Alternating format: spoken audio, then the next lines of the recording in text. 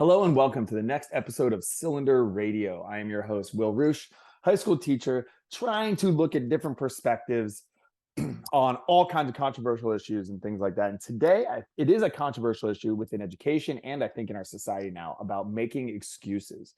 And my guest is someone that I've wanted to talk to for a while, following him on social media and stuff like that. And he is in a world where there's a lot of like great sound bites and stuff like that about making excuses and don't make excuses and just do it. And that is the world of powerlifting. So my guest is powerlifter Jeremy Smith. Jeremy Smith, thank you for being here, man. This is going to be really great to talk to you because first of all, I would just want to have people who are unfamiliar with what you do. Can you give people like your stats? Like what makes you kind of I guess like an expert, because I try to bring on like experts when it comes to powerlifting, and then also the idea of excuses and things like that. Can you just like give people, because your numbers about like the kind of weight that you lift is ridiculous. Thank you. Well, thank you for having me. Yeah. My name is Jeremy Smith. I'm a powerlifter with dwarfism. My stats so far are right now, my best squat is 760 at 132 pounds. So you weigh 132 pounds? So my lightest, so in a way, yeah, I cut down. Okay. So I jumped between the 123 pound weight class and a 132 pound weight class in powerlifting. But my biggest squat recorded on video, not in a meet, is 760 at 132 pounds. My biggest squat in a meet, though, and I'm the lightest to ever do it, is I am the lightest to ever squat 700 pounds at 123 pounds body weight.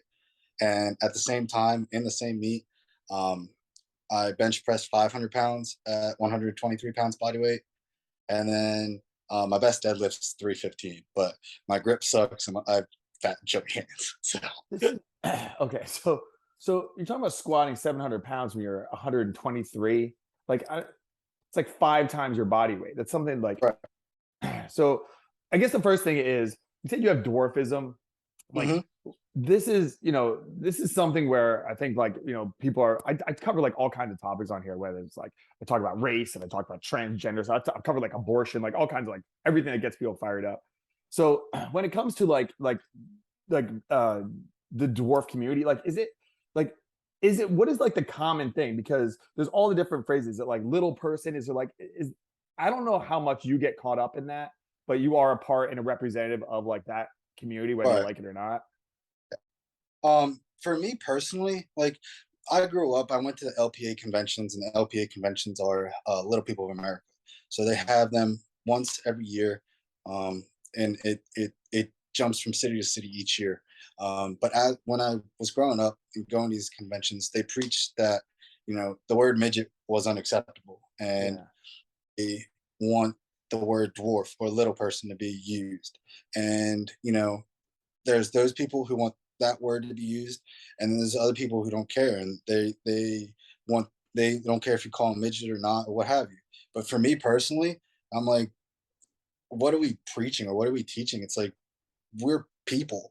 Like, just call me by, like, and excuse the language. Like, I know I don't know like if I'm allowed to curse on here. No, but like, yeah, for sure. Call me by my name. You know what I mean? It's not. You don't go out into the world and be like, oh, are you transgender? It's like, no, that person has a name. Like, you know what I mean? Yeah. Call them. But respectfully, a lot of people, if you were to be like, oh, it's like, if you were to go home and you say, oh, honey, I saw a little person today, that makes more sense. Like if you don't know their name, but like little person or dwarf would be more acceptable. Yeah. Do you know what's interesting? Having all these conversations on this podcast, though, Jeremy, is how you identify really matters. Like if people are just like, I identify as this, and it can be anything. Because I've had transgender people on who they identify as like, like a computer programmer, or like that's like being trans is so low on their kind of list of like how they think about themselves. I'm sure it's like that with everybody to some degree.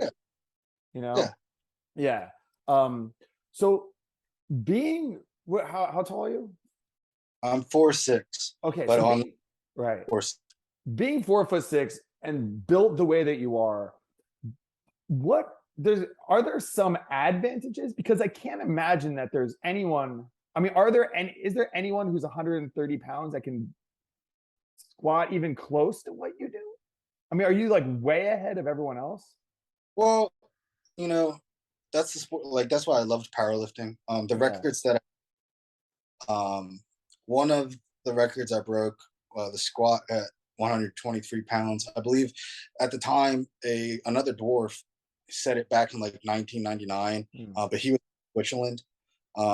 But the bench press, an average sized person held that record before I did. So Oh, okay. this is why I love the sport of powerlifting is, when I have a world record, there's no asterisk next to my name Yeah. that says I was a dwarf. It's Yeah. like you competed. It's just Jeremy Smith has that world record, and it's just a name to a number, and that's what I liked about it was you didn't know who I was. You just knew that Yeah. I. Yeah, that's awesome. I think about because I love like grappling sports, jiu-jitsu and stuff. There's a kid who graduated, I think went to like Arizona or something, named Anthony Robles, who was a Yes, national champion. He had one leg. And it's yeah, like it's so tricky because it's like, is that an advantage? Well, if you're used to going for doubles and you're just kind of scooping it and you're just like grabbing air, maybe, but it's no, but he still has to work out. He still only has one leg. So like there's probably advantages and disadvantages. So whatever excuses people make, it's like, look, yeah. there's no way you don't get to winning wrestling, powerlifting, anything like that without a ridiculous amount of work, You perfect gotta put technique, all that. right, and I think too at the same time, Anthony Robles had one leg, and like I think he had one leg growing up all of his life, Mm, and I'm short, and I've been short all my life, yeah. so like I know what it is to be like 6 foot and like walk around and do that. So it might be an advantage for me, but at the same time, like there are disadvantages. Just like Anthony, like you said, Anthony Robles. It's like, Yeah. yeah, they walk around with a crutch all the time. Like, is that really like an advantage or a disadvantage? Like, there are pros and cons to it, and I get what you're saying. It's just I don't see it as a disadvantage or advantage because I don't know any different. Right. Okay. Yeah, that makes sense. So the kind of the topic of the way I'm going to title this is about making excuses. Right. I quote bodybuilders all the time. Ronnie Coleman, like one of my Yeah. favorites, and he has that quote, everyone wants to be a bodybuilder, but don't nobody want to lift this heavy ass weight. Right. And it's so good because I think powerlifting is something that's very literal. It's simple, not easy, Yeah. right? But it's also a metaphor. It's a metaphor for everything. Like that concept of everyone wants to be strong, but no one wants to put in the reps day in and day out. It's exactly a metaphor for everything you get in life. Everything is Yeah. just going to be hard work. And on the other side of that hard work is your brass ring, is your success. And I think that the cool thing about powerlifting is it's so direct. It's so quantifiable. You either lift it or you can't. That's it. It's just pick it up. It's like it's Yeah. like it's like dumb dumb stuff almost. It's like pick it up, put it down, put it. I'm sure there's details of technique and stuff like that. I'm not discounting it, but it's you just have to put in that work no Yeah. matter what. Is that part of what it also like brought you to it? Like just the kind of simplicity, the simple nature of it, or no? The Am I off on yeah. that? Well, in like you said, it's a numbers game, and Ronnie Coleman was a very, very strong dude. And I believe back in high school, he was a powerlifter. They had I think wherever he grew up, they had a powerlifting team in his high school, and he powerlifted Yeah, before bodybuilding. Um, but for me, why I chose powerlifting was the numbers aspect. It's like you either get it or you don't. yeah, You get 700 pounds or you don't get 700 pounds. And that's the number is 700 pounds. And, the difference between because people are like, "Oh, you're a bodybuilder." I'm like, "No, no, no, wait. I'm not a bodybuilder. I'm a powerlifter." Because bodybuilding, each year you're being judged on someone else's opinion of you. yeah, I want more delts in this person. I want more glutes. I want more hamstrings. This doesn't look like this. This has to be symmetrical. Whereas when you're judging powerlifting meet, it's can you pick it up? Did you meet the qualifications of making a good lift? And when it is a good lift, it's said and done. Like yeah. it's 700 pounds doesn't change from 2020 to 2022. It's 700 pounds. You know what I'm saying? Yeah, it's ridiculous. But I think we're living in such like a my truth world in a lot of ways. I think for young people, it's like well, I feel this way, so that's what it is, and this cuts through all of that. But I'm a coach of a debate team. My students, when they lose a debate competition, they get really upset. And I'm like, guys, you're just trusting the opinion of someone who's 2 years older than you at Princeton or whatever to say I didn't like it. It's so subjective. It's Right. just like, yeah, I don't like that look. Like if you don't like that look, then that's all there is to it, or whatever it is, the way they sound. Where I tell them, like, don't hang your hat too much on things that are subjective. Go for those objective, quantifiable ways of competing. Are you Right. faster? Are you stronger? Like those kinds of things are just. I just think it's good for young people to have that kind of approach when it comes to competition and not put so much of your success in the hands of a third party. Right. And I think too, I I was blessed enough to come. I moved from Philadelphia, from my hometown, and moved out here to Columbus, and was able to train under the legend of strength coaches, Louis Simmons. And like how I got into the sport was, I read all of his books and stuff, but finally getting to understand him and being my mentor and my best friend for almost 3 years. He even said, like you said, if it's track or if it's powerlifting numbers where it time or weight, like you can measure it, like, listen, this is what it is on the dot. It's Yeah. that's what I love about the sport is, like you said, it's someone's opinion. You can't hang yourself on that. But when you do the work and you put an exclamation point where it's like, this is what I did. Nobody else can judge it. Like, you've done it. Yeah.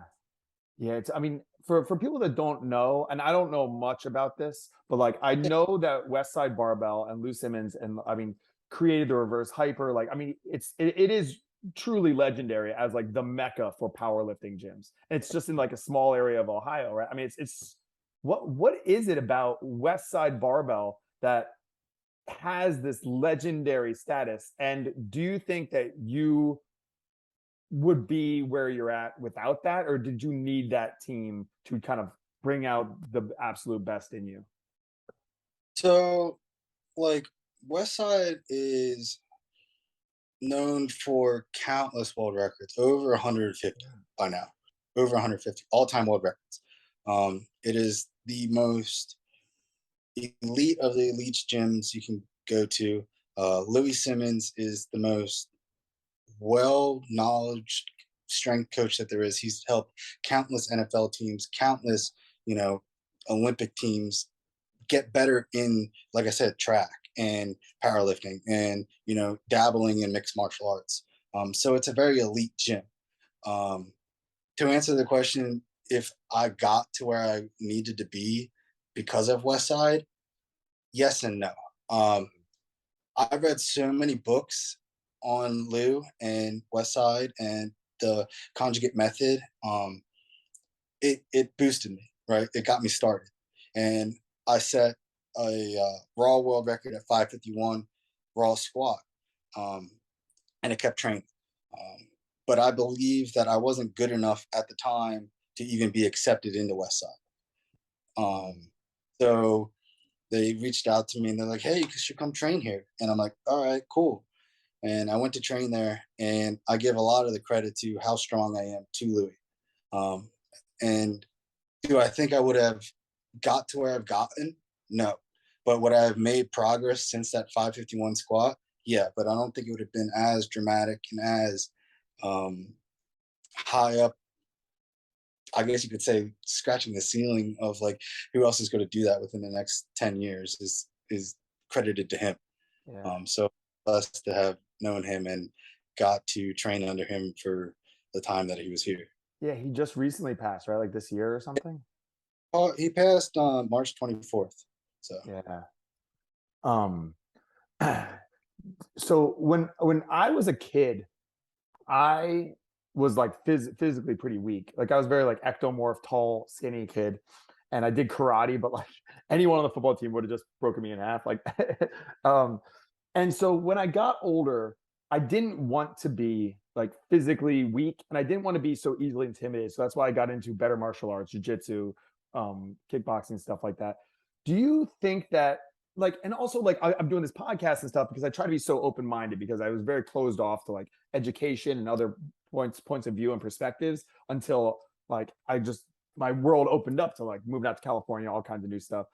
Like, do you think there's elements of you that's like the desire to be strong is like rooted in elements of your childhood, growing up, like smaller, like stuff like that? Like, I think so many people who excel in things, they're trying to kind of like heal their past wounds to some degree.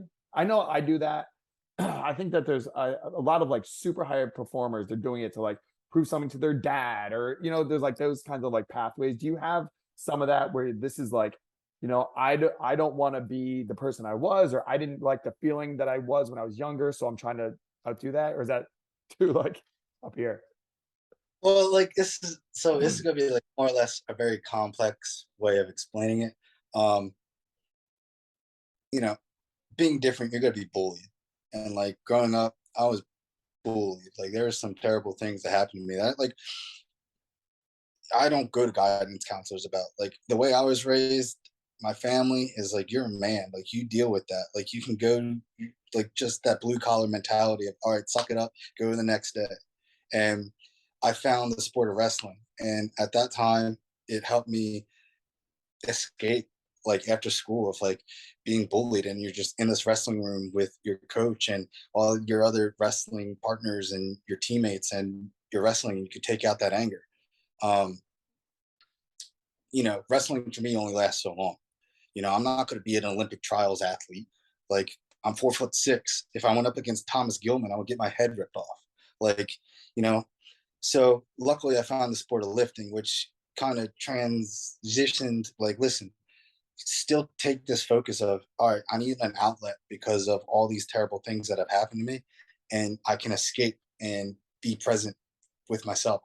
And luckily I found the gym and I started lifting weights and it was that escape that it's a, a euphoric escape where you're by yourself and you're working on yourself and there's nobody that can tell you anything different, you know? Yeah.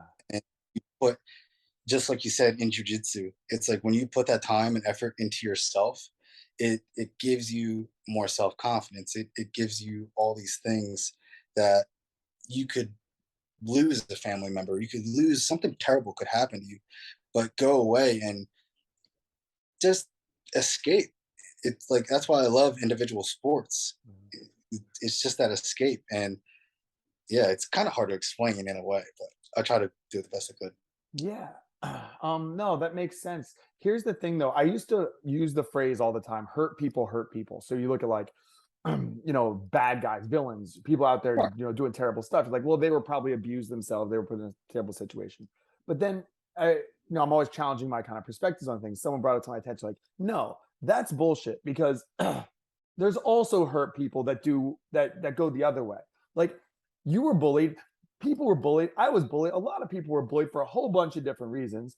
Right. Why is it that you turned that, this is a tricky one, like, because you kind of got to stroke your own ego a little bit here, but like why is it that you took that hurt and spun it into something extremely positive, and then other people take that exact same hurt and they spin it off into something extremely negative for themselves, for the way that they impact the world, for the all that kind of stuff. Like it's I don't know, because when you're in it, like why do you act this way? I even have like a sibling. My sister and I are completely different, raised in the same household. We have the same Right. kind of past traumas, but like we went way different directions. I mean, is it just psychological temperament? Like, what do you think that is that you took it and you went to like double middle fingers? Watch, like I'm gonna go out there and do something awesome and fucking hard, and other people crumble. Um, and it's shitty to say because I see kids all the time and they go through this, but I give so much credit to my family, like the way I was raised. Like I go back to the blue collar mentality. It's like I've watched my uncles, I've watched my dad, I've watched people come home, and you could tell they had a hard fucking day at work. But when they came home, and just seeing the love relationship between my mom and dad, and seeing the love relationship between just being growing up in a family like that, it's it's like, yeah, each day is gonna get hard. Each day is gonna suck ass. But you Mhm. know what? Tomorrow's a new day. That you can make the best of what have. And what's sad is we live in a world where some kids don't grow up with that. They don't grow up with a mentor. They don't grow up with somebody that they can look up to. So, bad shit's gonna happen to them. And they're like, all right, fuck you. I'm gonna do it right back to you. It's like, you know, I've watched my dad come home after a hard day's work. He was like, I fucking hate my boss. He did all this shit. Like, why did he put me through this? But I'm gonna go back tomorrow and work even harder just to be like, fuck you. Yeah. Because if I work harder, I'm gonna eventually exceed what he's doing right now. I'm eventually going to be his boss. I'm going to eventually be above him. I'm like, the biggest fuck you is go back the next day and work even harder and be like, one day I'm going to own, not own you, Yeah. but I'm going to be your boss. You're going to take my shit because I'm going to remember what you did to me. So then you don't get in trouble. It's like the best fuck you can have. Yeah. That's dude. So that makes so much sense. You were raised in a house that's both loving and supportive and like instilled toughness, grit. Like Yeah. like stuff's going to get hard. And I think a lot of parents now think it's loving to just bulldoze every obstacle in their child's way. And then kids have no idea how to like even just like new ideas, like stuff that I promote, like all these different like alternative ideas are like threatening. They feel like their life is threatened because they just haven't had the resistance and like the promoted like yeah things are going to get hard and you know what you can get through it and being told Yeah. that message over and over and over again you start to believe it and it's true. Yeah. Yeah. It's like running through mud. Like, yeah, running through mud's not impossible. Does it suck? Yeah. They're like, are you not going to run the fastest you can ever run? Yeah, but like a buddy of mine said the perfect quote. It's like there was a guy who I forget. Okay, I'm going to fuck this up. And he's going to be pissed. But there was a guy who was on horseback and he got caught in this fog, and he couldn't see where he was going, but he heard a voice in his head, and he says, "Can you see your next step?" He's like, yeah. And he was like, just take that one.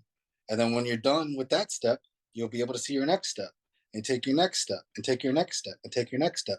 And finally, once you keep going and keep going and keep going and keep going, you're eventually going to turn around and be like, holy shit, I'm farther than I was. Yeah. Just keep going. Like you don't stop and just take the hits and just shell up. Just keep going.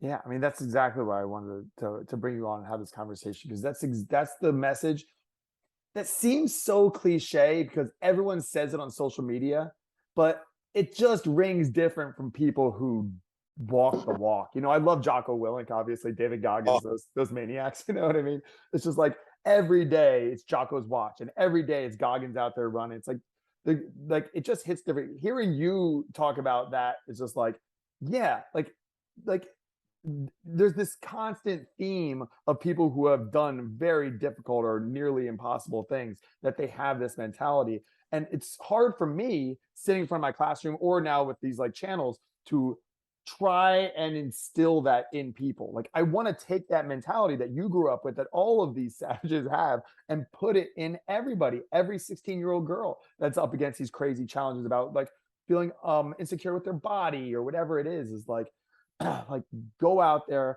find something you love, excel at it, work your ass off, watch what happens. And yet like one step at a time. But it's so hard to get people to adopt that mentality if they don't have it, if they weren't given it constantly. It's very hard to instill that. But I think that I'm just aiming to do that so much because it's such a benefit.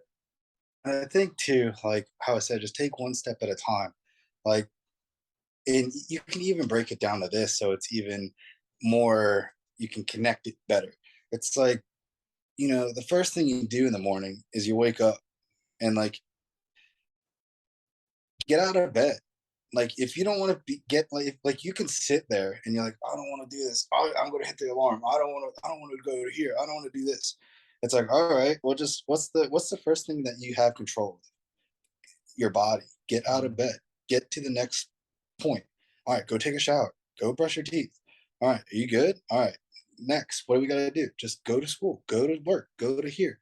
All right, now we're at work. Now break it down. Yeah. So my problem too, and I struggle with this all the time, is I overthink a ton of shit. Like I overthink. All right, where am I going to be tomorrow? Where am I going to be 10 years from now? am I going to have the life I want to live? Where, you know, focus on where you're at right now. Be present. Be present in school. Be present in the class that you're in, or be present in the job that you're in, and make the best of what you can do, what you can have control of. You know, Yeah. that's the biggest like thing I've been taught and I've learned is, be present. Don't worry about what can happen tomorrow because you're not there yet. Yeah. The Kung Fu did it perfectly is, yesterday is history, tomorrow is a mystery, but today is the present. That's why it's a gift. You're gifted every single day. Yeah. And I wake the dog out and I'm like, and I sit down on this retaining wall while he's going to the bathroom. And I'm just like, you know what? Thank you for today. Thank you for allowing me to wake up. And, I'm blessed to have all 10 fingers and 10 toes. So just, little things like that. Yeah, I mean, just being present, having gratitude. Like, it's so interesting how all of these like high achievers or like people who have done, record-breaking things, such as yourself, have these like same things. I was talking about earlier before recording, I think about Sydney Smith, who I had on. It's the same thing. He's just filled with gratitude. He'll like climb a mountain, his carbon fiber spatula leg like breaks. He's like up on the top of a mountain. He's just like, all Yeah. right, well, I got to figure this out. And he like skids down. He's just like, but we're okay. I got air in my lungs and food in my belly. It's like, oh my gosh. It's like, and then so many people have, it's like play the hand that you're dealt best you can, right? I think it's like maybe a Jordan Peterson thing. Like Yeah. you might get a 7-2 offsuit, and a lot of people are dealt 7-2 offsuit, and they're just dealt this shitty hand, and then they just fold. But get good at playing your hand, and then someday you're going to get a reshuffle, and you're going to get pocket aces, and you've been sharpened because you've been dealt so many shitty hands. And telling young people that they've been dealt shitty hands, which is like a trend right now in education, it's like they know it. They like, you don't think kids know like the terrible situation that so many of them are in? That's, yeah, okay. And you're in America. You probably have food in your refrigerator. Like, there's a lot of things, 10 fingers and toes, like all that kind of stuff. Right. Like your eyes work or whatever it is. And someone who's blind, they have great hearing, like whatever it is. They might have a loving family. Like, you can also look at all the beautiful blessings you have in your life too. And I don't think that it's a coincidence that you have that kind of outlook, just even when you're out walking your dog, to then your other successes in, kind of like other areas, but just like lifting weights, which seems like so simplistic, but it's obviously really hard to get to where you're at. I just think it's all kind of connected about the general approach that people take to life to find success by whatever your definition of success is. Right. Yeah. And I think too, like I've been, I'm, al- it's hard because I don't connect with my generation. I don't connect with other 20-year-olds because I come from a generation that it's like, all right, gimme, gimme, gimme, gimme, gimme. And then when you get all this stuff, like this is the shitty thing about social media too, is like, all right, I just got all this stuff. I'm going to post all this glamorous stuff where people are going to perceive that I'm doing well. I'm going to do all this. It's like, no, like I'm an old soul because I hang out with older, well minded people who are like, yeah, I got all this stuff because I worked my ass off. I'm not gonna flash in everybody's face. Like you said that we like these kids nowadays are it's hard to find that inspiration because of what they're going through. It's hard because they see on social media, all right, someone else is doing really great right now, but you don't know where they came from to Mhm. do that. Like you don't know what they had to go through to get to that. Like don't compare yourself to other people online. Compare yourself to what you did yesterday. And if you made an advancement from yesterday, you're in the green, dude. Like you said, you're golden. Yeah. Yeah. You know, in powerlifting, I do want to touch this real quick. Um, in powerlifting, a big thing that happens that people say who don't know anything about it is they look to steroids. I know Lou Simmons was very open about like, anabolic steroid use and stuff like that. But what I hear all the time, I hear this about like in the jiu-jitsu world too. They'll say something like Gordon Ryan, who's like the top right now. They say like, well, it's just because he's on juice. It's like, no, no, no. That's like that's not the way that this stuff works. It's a very like we watched I don't know if you ever saw Icarus about the Yeah, it's yeah. crazy about the Fun like document. yeah, it's wild. Like but there's an element of there's like a false understanding of what steroids do compared to what they really do. And I have like a whole issue with like the war on drugs in general. But like without getting like into details about it, like can you just explain to people in who don't know like the powerlifting world or even just like professional sports in general to better understand that kind of element? Because people think that if you just take steroids and then you just get big, not understanding that all that basically is some chemicals or hormones or whatever that just allow you to heal a little bit quicker or give you extra bumps and stuff like that. But there's no way around the hard work, I guess, because Right. and I understand it's a touchy subject for a lot of people because it's viewed as like cheating. When I was in 2007 or something like that, I was talking to someone who rides for one of those like team bikes or a Mhm. team in the car for like the Tour de France. And it was Right. long before Lance Armstrong got like busted or became a pariah. But I asked him, I was like, so on the download, like, do you think Lance Armstrong's on steroids? Because I didn't know anything. And he's like, yeah, but everyone, the whole roster is on steroids, so he's still the best. Like, Yeah. what is I guess the biggest like urban legend about steroids and steroid use, and then not calling anyone out or saying anything specifically, but what do you, but it is in your world, so what Right. is like the biggest urban legend that we can kind of dispel for people who are very unfamiliar with the reality of how steroids are used and things like that? Well, I'm gonna be straight up. Steroids are it's person to person. You know, I'm choosing to put something in my body, right? It's got to go from person to person. You don't. I'm not saying everyone should do it. I'm not saying everybody should take steroids. I'm not saying everybody should, you know, go out and be like, oh, I'm gonna ban. No, like it's from person to person. It's their own judgment because I'm my own self. I work on my own self. I'm gonna do this. Um, but the idea of steroids are like if you take it one time, you're gonna become Popeye and you can fucking lift 1,000 pounds. It's not true. The real like the way it works is it's a recovery thing.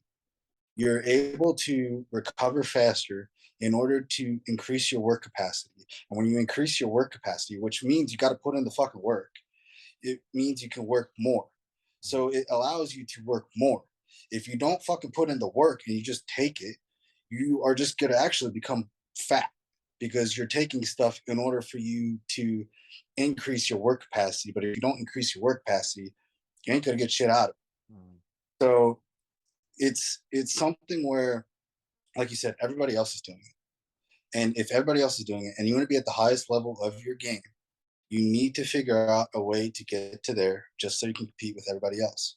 The stigma of, oh, they're so dangerous. Oh, they're doing this. Oh, they're doing that. Yes, they are dangerous. But again, it comes back to me. It comes back to the same thing if you transition it to, all right, why is this guy going to go bungee jumping? That's dangerous. Yes, but he wants to do something to adrenaline rush or do this or do that. Like, you know what I'm saying? It's not in that regard. Um, and to go one step further, I'm going to be blatantly honest. I take testosterone, but every man needs testosterone because, in 2020, the average level of men's testosterone is lower than it was in 1950. So what does that tell you? It's people go to testosterone clinics to get more testosterone prescribed to them because their testosterone is so low. Like you're naturally helping yourself. Yeah. Like I set up before it. Like when I did it, I'm not an idiot. I'm just like no, like Yeah. there's a Yeah, yeah, you test levels and stuff like that. And I love the way you put that increases work capacity, because I would venture to guess that people who are judging others who are, yeah, putting anything in your own body, you're not hurting anybody, you're not forcing anybody to do it, you're not even telling anyone to do it. They probably drink coffee to stay up. They probably might take Adderall or something like that to study for a test or something like that to increase their work capacity of studying. I mean, this is just this is like par for the course. There was the Chris Bell documentary, Bigger, Stronger, Faster. And he talked about all these like, like concert pianists and stuff like that would take some sort of like nootropic to help them play better. And like we need to stop the judgment about this kind of stuff and just let people live their lives. I think that there is an issue in something like a combat sport. If people don't know what the other person's on, and you have that, and you're actually like in a physical, like throwing punches or something like that, and you're lying about it, or in the Olympics, if they say these are the rules, these are the rule sets. If you would do like a natural powerlifting thing where they say, all right, everyone agrees that we're not going to do it, but then someone does, that's different. But to be Yes. upfront about it, that's a whole. I think that we have to separate those two concepts of, is it cheating versus is it not? And I think too, for me, when I set the 551 world record, I competed in the USAPL, which is the most strict organization that there is in powerlifting. And people hate this organization because how stupid it is. But they said this is a drug-free powerlifting organization. And the best story is, this. I didn't want to compete until I believed I could win, because I didn't want a participation trophy. I didn't want someone to be like, "Oh, well, good for him. He came out here, good. He came out of the house. He did great." No, I want to fucking win, just like everybody else. So I worked until I came up with a 551 squat. And when I did my first ever meet, I opened up with 500 pounds. I think it was 132-pound weight class for the USAPL, or it was in kilograms, 56 kilograms, what have you.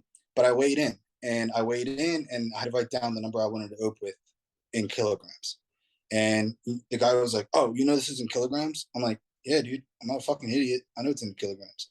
So when I went to go do the squat, um, my dad shot this video, and there's everybody huddled around to make sure like I was legit. I wasn't gonna die. I'm like, yeah, I got the squat. I got it to depth. I got it up. And from there I went on and I broke 551. But as soon as I was done breaking 551, they drug tested me. The dude watched me pull out my wiener and pee in a cup. Like, there's like, I have done that. And then when I went to Westside, like I said, made my own decision of what I was going to put in my body because I wanted to get to that next level. And I'm not saying everybody, you're not going to be able to get to the next level, but where I was going to go, I was competing in a different federation where it was like there was no drug tests. Like, nobody was drug testing them. So if nobody was drug testing them, what do you think, people are just not going to do it? Like, yeah, I understand that, but like it's hard to explain because when you get into the non-drug tested federations, there are people who don't do drugs. But you try to get to the highest level you can, and that's what I was trying to do. I wasn't there to be a participant. I wanted to get like the trophy at the top. I wanted to be number one. And in order to get there, I had to do things for myself to get to that next level. Yeah, and I think that, like you said, like, for anyone like listening, you just the thing about drugs is, like, what's even considered a drug? Like, I went out last night with my wife and I had a lot of tequila, and like, so that's okay. But if I would tell, like, I go and tell my principal, hey, this weekend I drank a lot of tequila, I was blasted, man, he'd be like, high five. But if I was like, hey, yeah, this weekend I went back and snorted a couple of lines of cocaine, it'd be like, you're fired.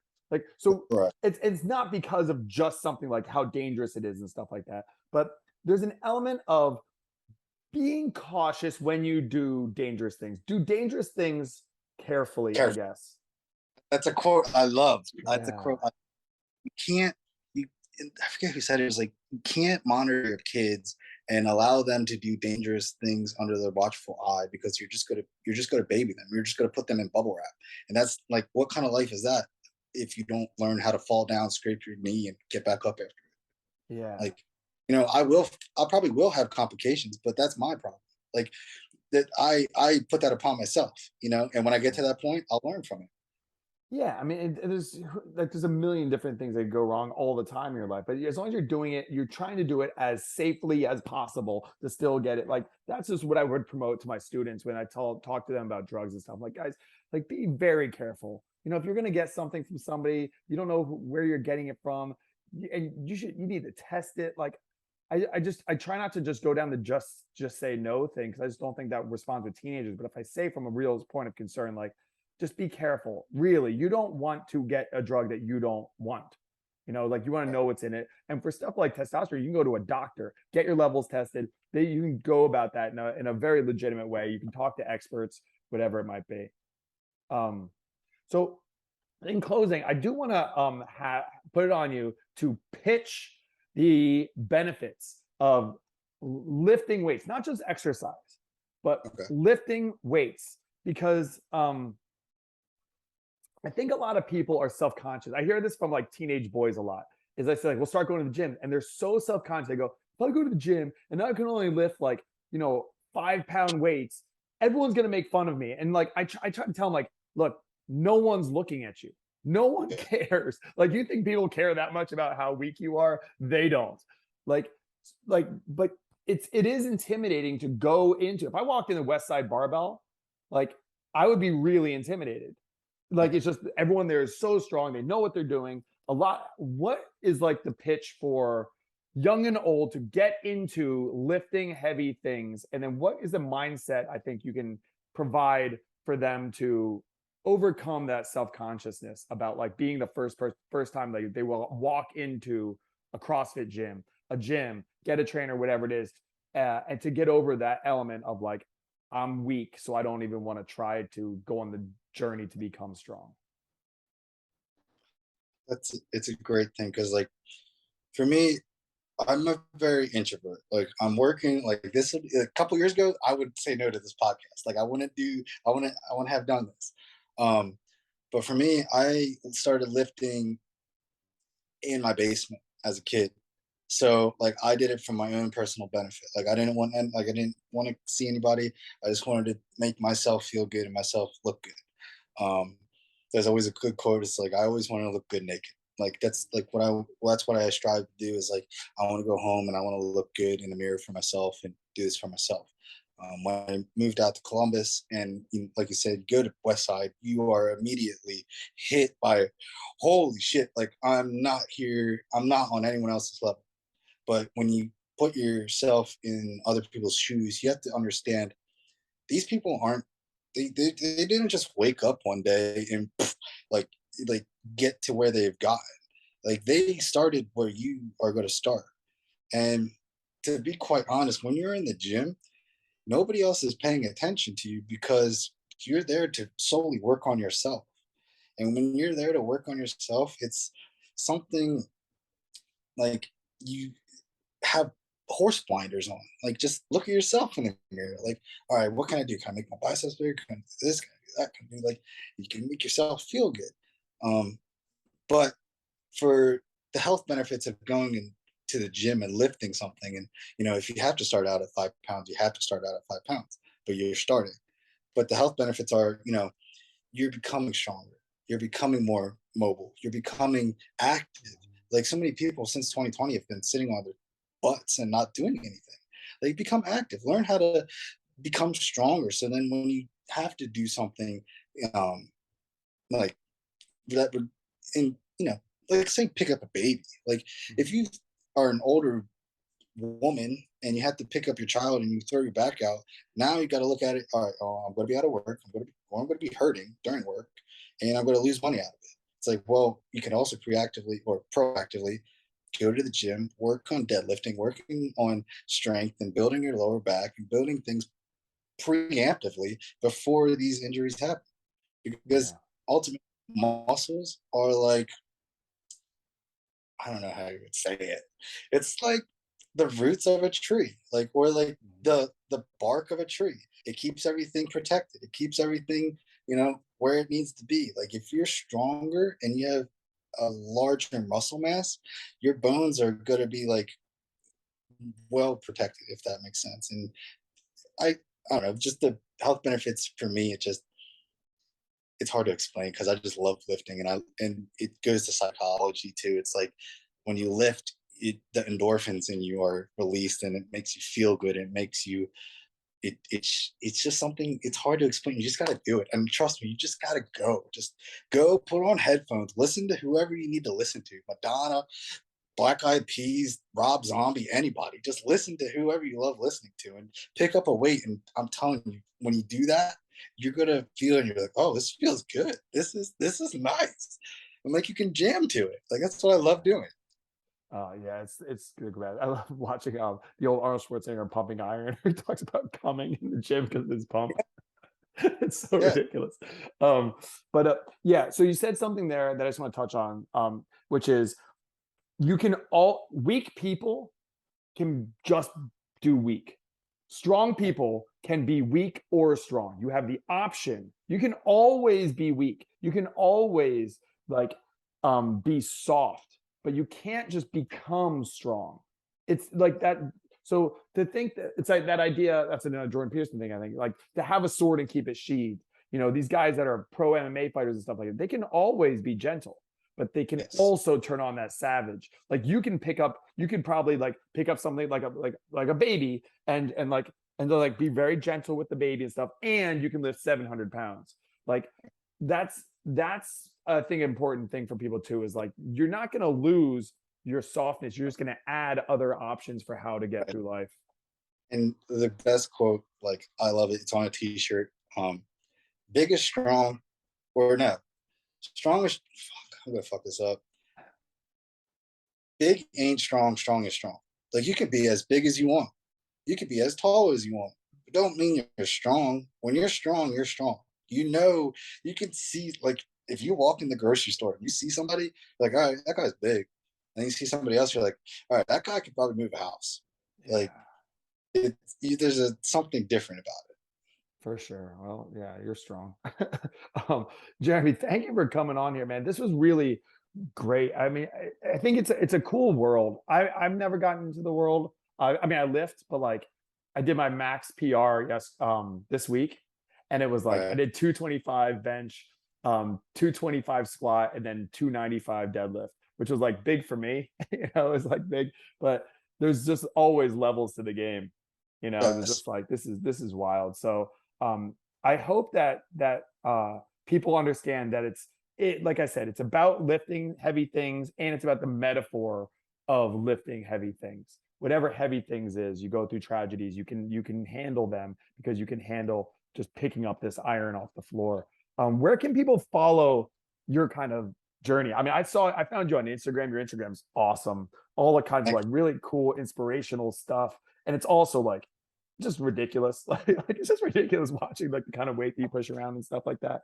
Um, so what is your Instagram and where else can people kind of find you, follow what you're doing and things like that? Because I also think for any younger people that are listening, especially maybe in like the little person community or something like that, I think that there is something about representation. You know, my wife came here from the Philippines when she was 8 years old, and she's like, the only people that I saw that looked like me were like posing in front of Honda Civics and mini skirts. You know, like it's nice to have like not just the dude from Game of Thrones or something like that who's like a thespian, but no, actually also like these savages like yourself, like just so kids who are more built like you have someone to look at. So I just think that following your journey and your lifts and everything like that is really cool. So where can people find you? People can find me on Instagram at jsmith_fitness. On Facebook, I think it's just Jeremy Smith. It's my face. I also have a podcast I run with a buddy of mine. It's called Head Turners Podcast. It's on YouTube, and you can also find it on Spotify. Um, and yeah, that's basically where you can find me. And like, if you have any questions, I love reaching out when people reach out to me. Is like, if you're somebody who's struggling with dwarfism or what have you, just reach out, DM me, and I'll help you out. Like, I'm not going to shun you away or be like, oh, I don't know. Yeah, Reach out. Like, it's all good. I'm a human just like you. for sure. All right, man. Thank you so much for doing this. Really appreciate it. And check out all the stuff that Jeremy's doing because it's ridiculous. Really appreciate it, man. Thank you.